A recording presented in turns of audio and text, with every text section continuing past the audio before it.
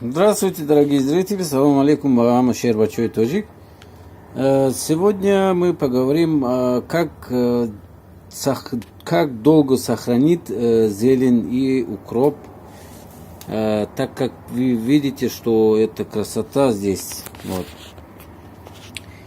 И мы сделаем вот 2 флакончик берем, на него воду.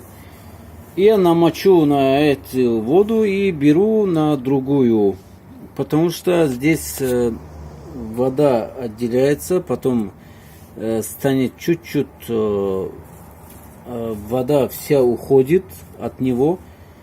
Потом после этого, чтобы она долго сохранилась вот таким, как видите, и потом, естественно, в газетик. Берем газет и на него будем сворачивать. Потом после этого берем, будем намочить. Надо намочить его каждые 5 часов или 10 часов.